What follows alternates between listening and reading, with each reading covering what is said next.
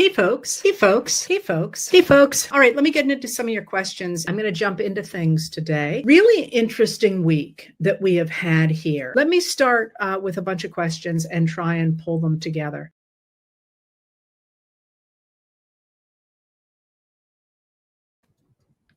Hey there. I'm amused and enjoying what my wonderful new comms person put together. Although it makes me think you can probably follow the weather in Maine by what I'm wearing on. Yeah, it's like an intro, isn't it? It's almost like I'm an adult, but let's not count our eggs before they chicken. Um, Welcome everybody. The my comms person put that together so we would have less time of me waiting for Facebook to come on. And here you are. And Debbie likes it from Facebook. So there you go. Listen, I'll try and be quick today because I always feel like by Thursday, we're all kind of tired, actually.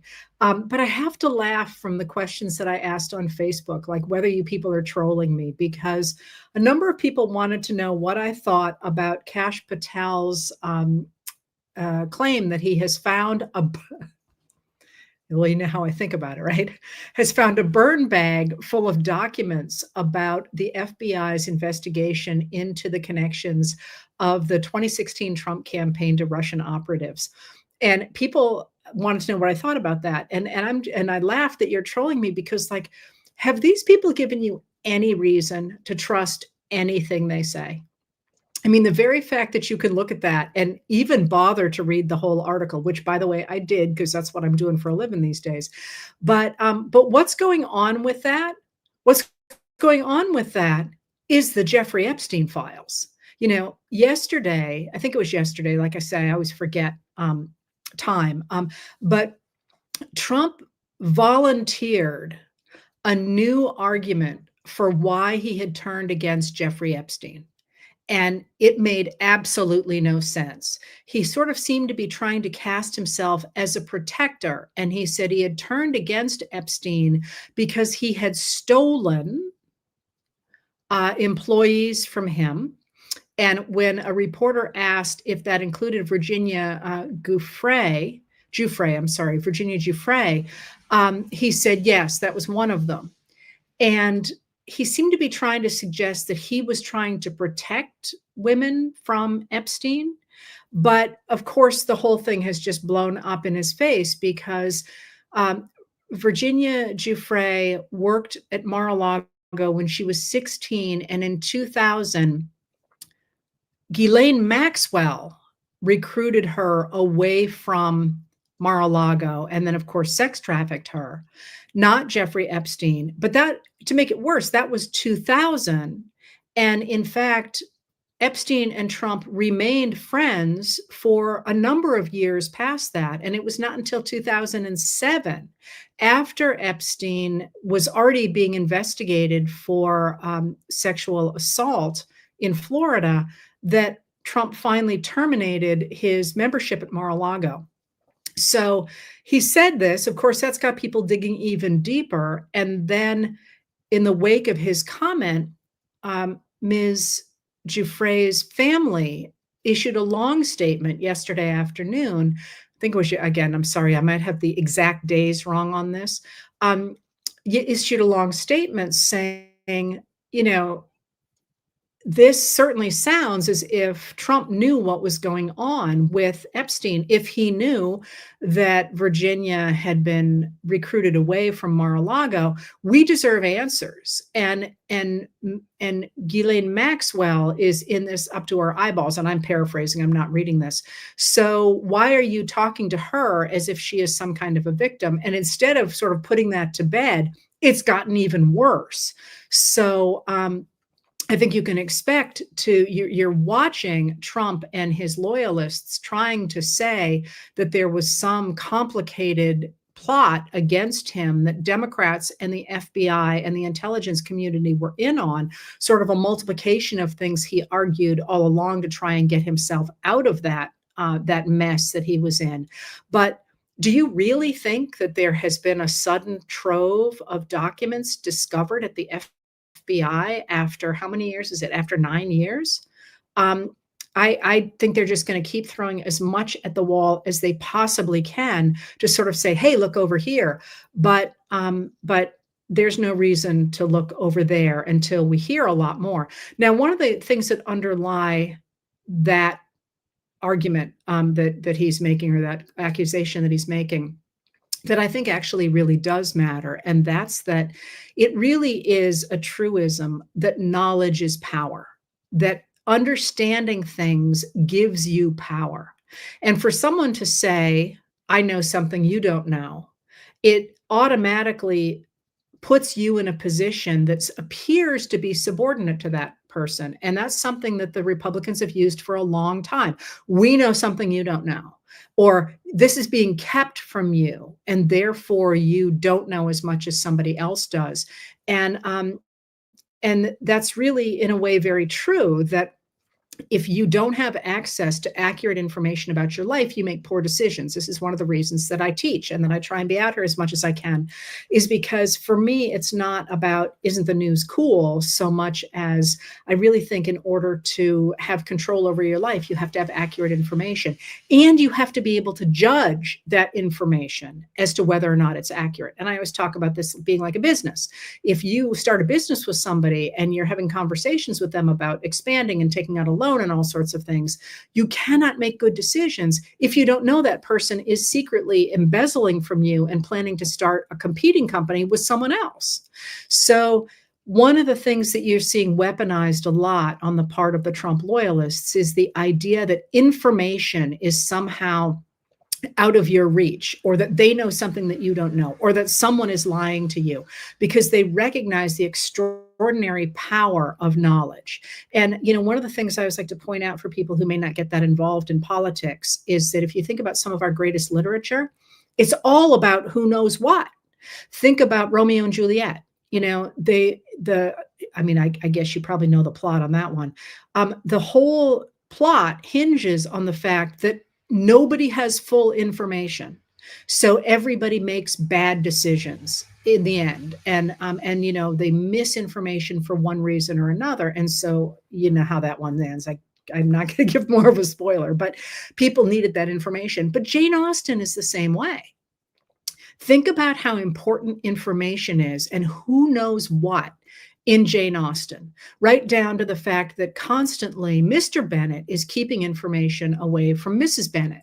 And, certainly there are all the places when Mr. Darcy has information that he's not sharing with Elizabeth, and Elizabeth knows things she's not telling people. And that web of lies, or web of secrecy, is enormously important to who has power in that. So when you see these constant red herrings, evaluate them. Do you trust Kash Patel to tell you the truth? Do you trust without verifying? I mean, I'm sure he tells somebody the truth sometimes, but when you see these big Kash Patel says, or JD Vance says, or whatever, have those people ever given you any reason to trust them? Like, trust but verify, right? And if somebody's been consistently lying to you, don't even bother to trust in the first place. It's on them to verify to you. All right.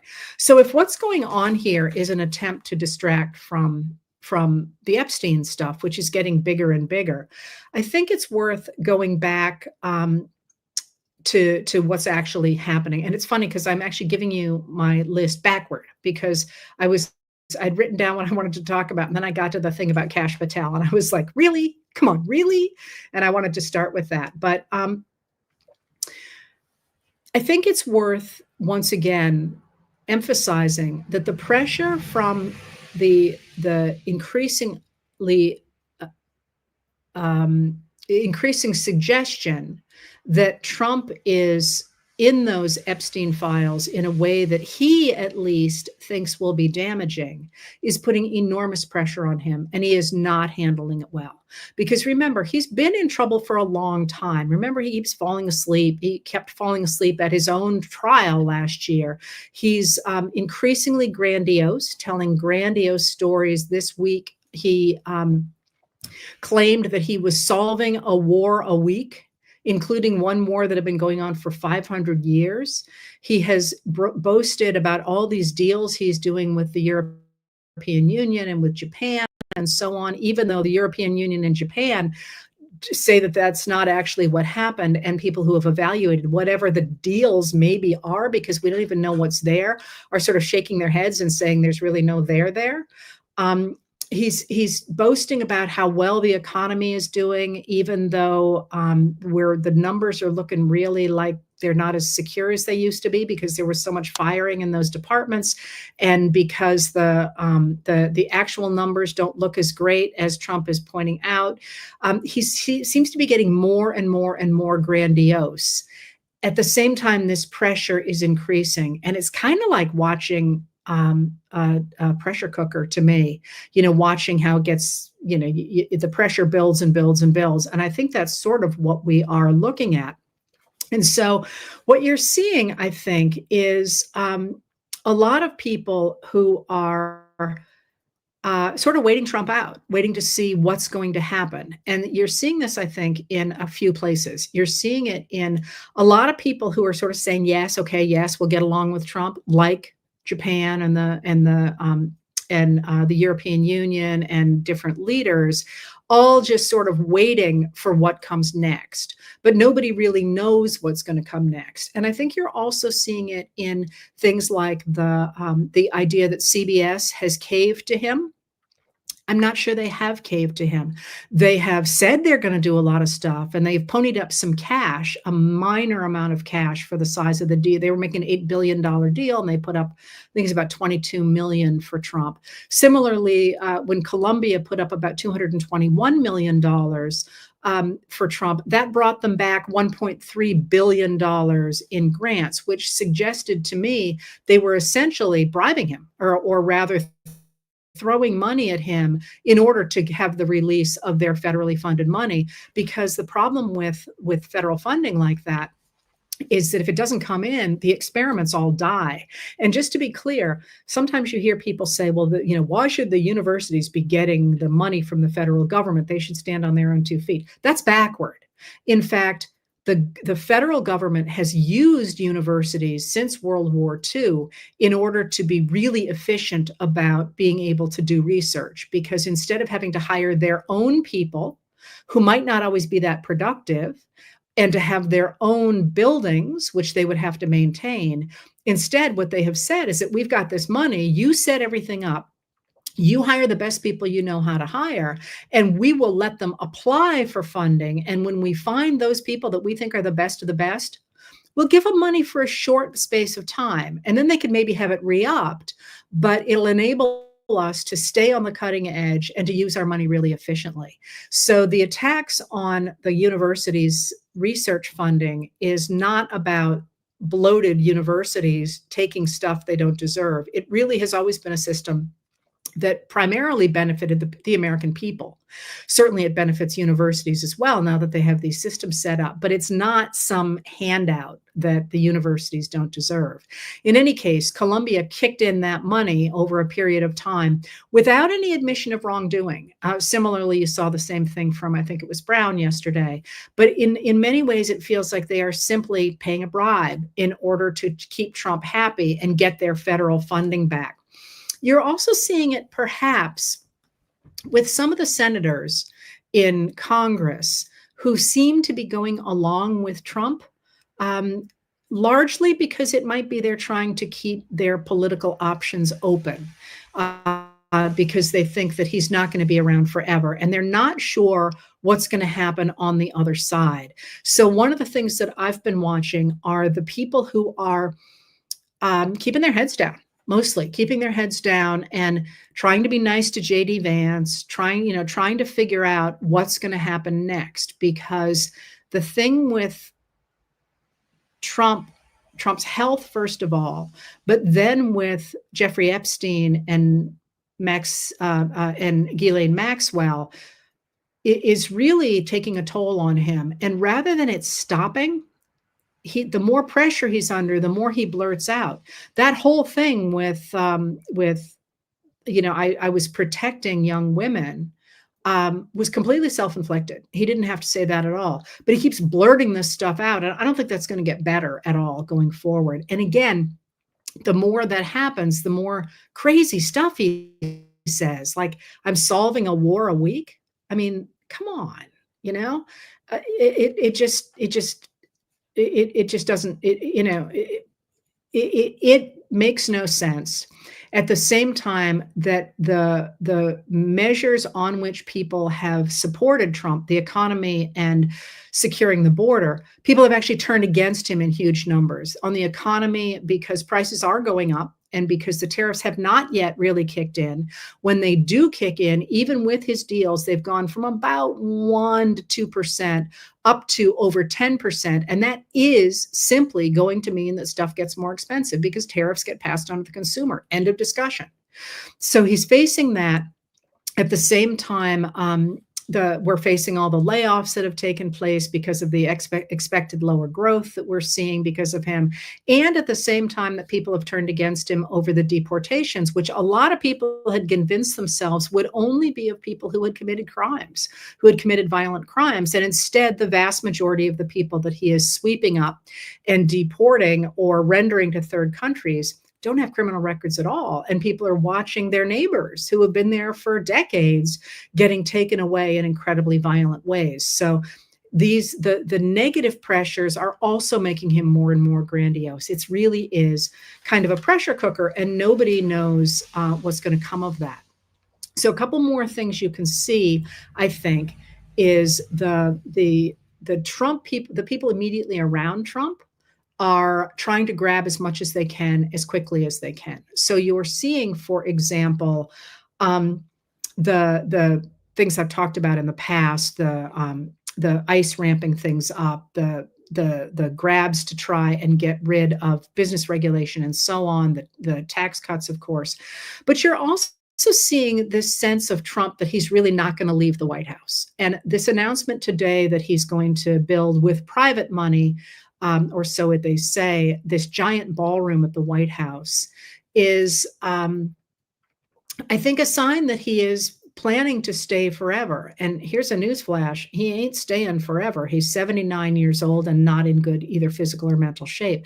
But it's also really interesting because does the White House need a ballroom? I mean, maybe it does, but there is quite a large public space at the State Department. So, it's not something that you've seen before where people said they had to have it. It's more sort of his Mar-a-Lagoizing of the White House, which is actually quite a small space.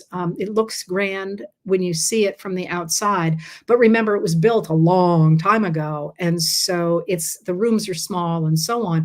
Other more recent Washington buildings are larger, but there is this sense, I think, that he doesn't intend to leave. He intends to get as much out of it as he possibly can and then stay on. But you're also seeing a number of his loyalists starting to explore the idea of running for governor in their home state or running for senators in their home states. So we saw yesterday that the defense secretary, Pete Hegseth, is talking about running for governor in Tennessee.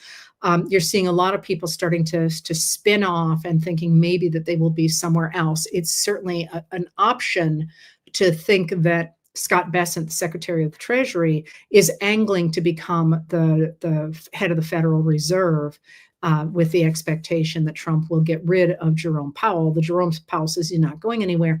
You can see other people sort of starting to test the waters to move somewhere else. Now, at the same time that you're seeing that, though, you're also seeing Trump and the MAGA people trying to lock in power forever. And you're seeing that in two major ways. You're seeing it, first of all, with the attempt to grab utter control of the judiciary. That was a program that started in 1986 under Ronald Reagan, when Ronald Reagan's attorney general actually said that he didn't say this, because they were concerned that voters would turn against the Republicans in the future and against Reagan's tax cut policies, that he intended to cement the Reagan Revolution in the courts where it wouldn't matter what the voters did.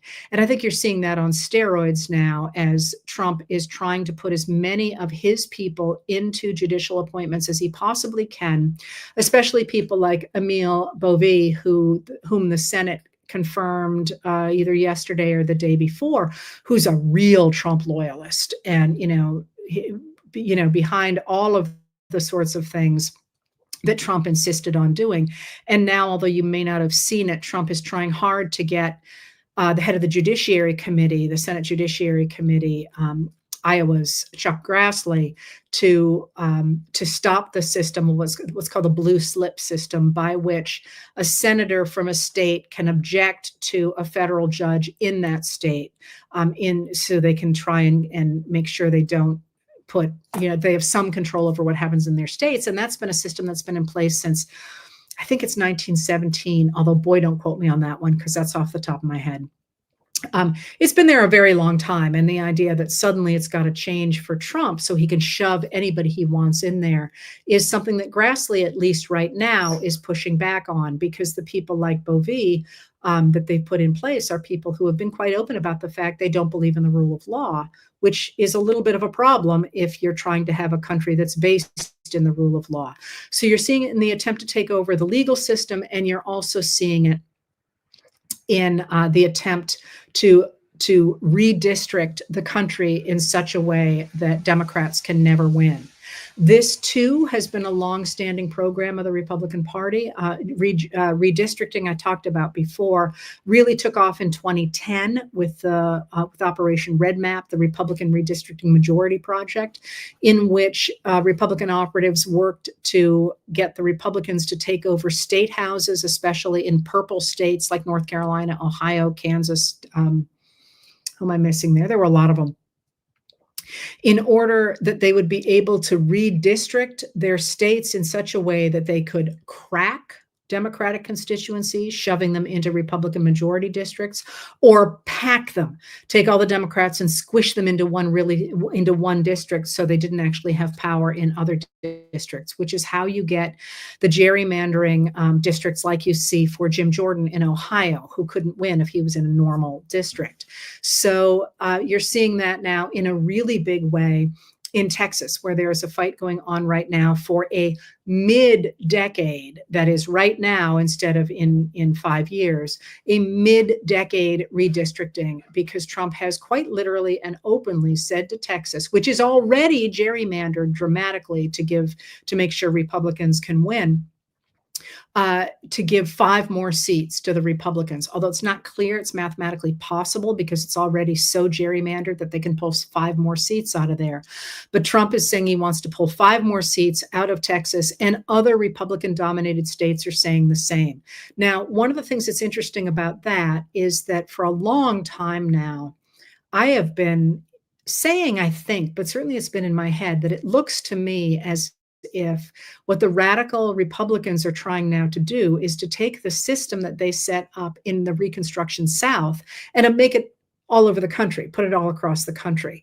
And what happened in the post-Reconstruction South was that there were still elections held, but the Democratic Party was going to win. The party that represented segregation, that represented the idea of a few people running the government and everybody else just doing what they were told, that system was in the American South from about 1874 until 1965 with the Voting Rights Act. And we see the attempt, and have seen the attempt for a long time now, to pare back the Voting Rights Act. It's one of John Roberts's, who's the Chief Justice of the Supreme Court, one of his key issues. And of course, in 2013, with the Shelby County versus Holder decision, we saw the gutting of the Voting Rights Act, which used to require states that had a history of racial discrimination to pre-clear any changes in their voting rules with the Department of Justice. In 2013, the Supreme Court said that that was out of date and thus unconstitutional. And then in 2021, they went further in the Brnovich v. DNC decision, in which they said that voting rules that discriminated against minorities were not unconstitutional unless they were designed to be racially discriminatory, which is, and the bar was really quite high. It's voter suppression is what it is. So what you're seeing right now is this attempt to pack our legal system and to pack our voting system so that essentially nobody who is not a Trumper, a MAGA Republican, can win.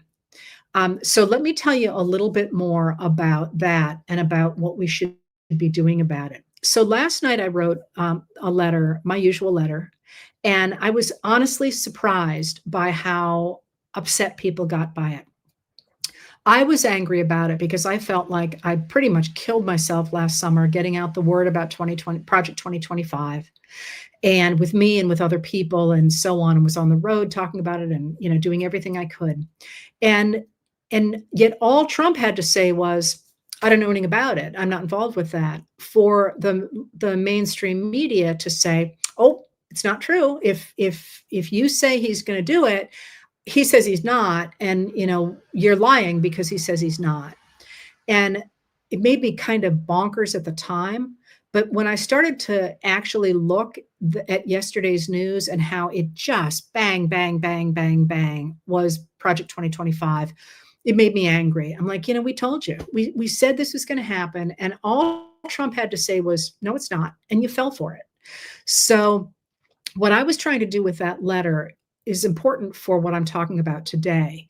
That is, what I laid out was, listen, Trump ran away from Project 2025 because Americans hated it. 4% of Americans wanted the imposition of Project 2025 on us. Even MAGA Republicans didn't make it to 10% of them.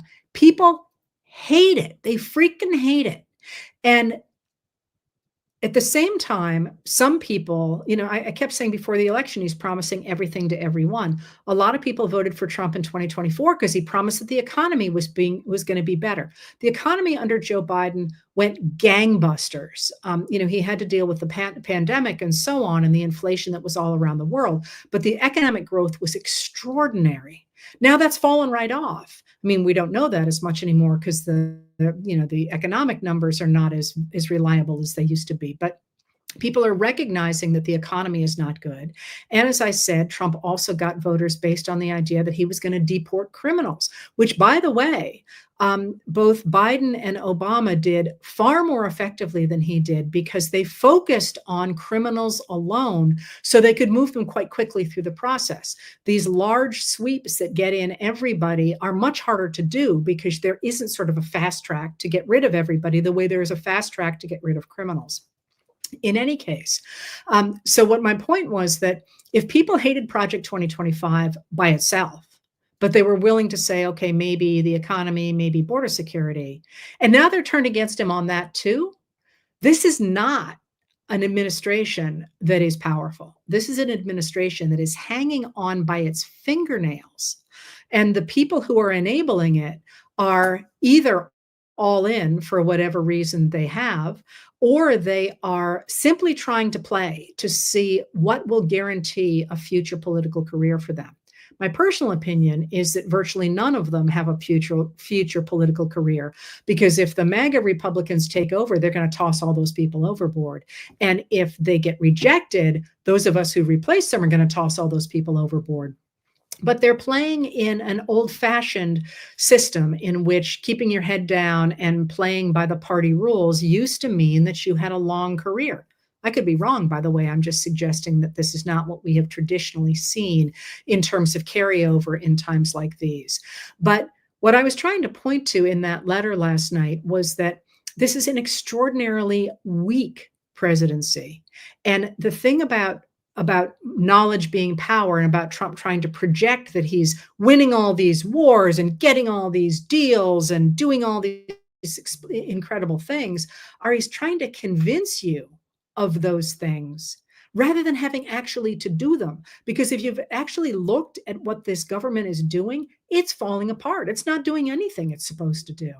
So what I was really trying to emphasize last night, and I'm going to continue to emphasize it, is we simply must push back and say this is not the government that we want. This is not the way things are supposed to work. So in terms of the gerrymandering issue, they're having meetings in Texas now about gerrymandering. So many people are turning out that they have to have overflow rooms. Speak up if you're in Texas, but also in the other states where this is happening as well. In states like Ohio, where Bernie Moreno, the senator who replaced Sherrod Brown in the last election, which was just a heartbreaking decision, has said that he's going to urge the federal government to withhold any funding to Cincinnati. unless it does what Trump wants it to. Now, that's a senator from a state declaring war on one of the major cities in that state. Is that really what people in Ohio want? I mean, there are things all across this country like that that are falling into place. And there's going to be two things that we can do.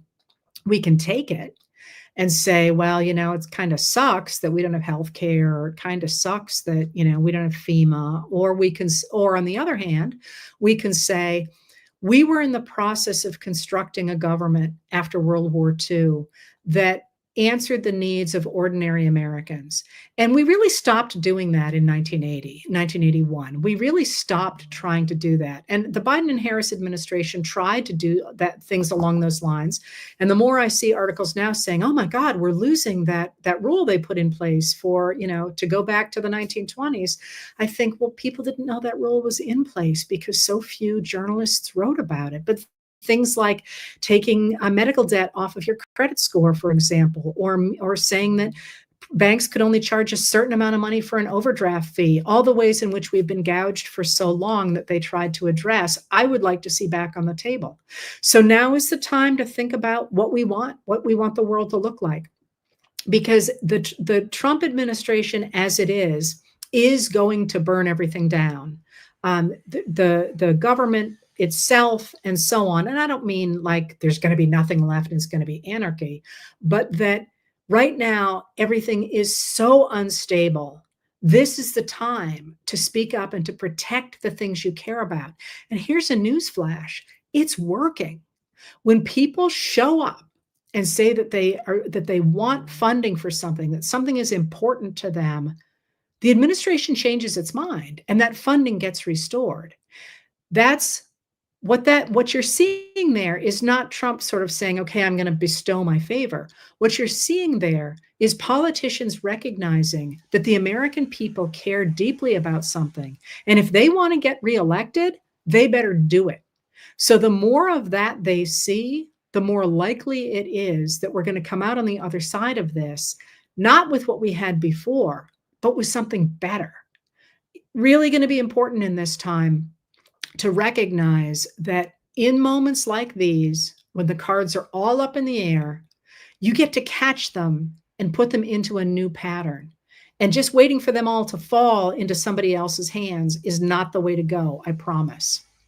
All right. I was trying to stay really close on time here because, like I say, it's Thursday and I know we're all tired. I hope I got enough out there for now. I did want to give you one heads up, and that is that, let me see if I can get this date right. On the 5th of August, I think it is. I'm actually going back on the road very briefly. I'm trying desperately not to be on the road, both to rest and to write a new book. And I think it's a really good book. I'm having so little time to write it. And my friend Liza Donnelly and I gave a heads up the other day that we were doing something new. If all goes well, in place of Politics Chat on the 5th, when I'm in transit and can't be there, we're going to give you something else. And I hope it works and I hope you like it. And if it doesn't, we'll go back to the drawing board, so to speak. And there's your hint. All right. Thank you very much for being here. Please stay engaged. For those of you who have the energy, the rest of you, as I say, it's okay to take some time off, and let's just keep ourselves in there and make this country not only what we want it to be, but what our birthright said it should be. A country in which we have a right to be treated equally before the law, a right to have a say in our government, and a right to have equal access to the resources that everybody has access to in this country. Thank you for being here.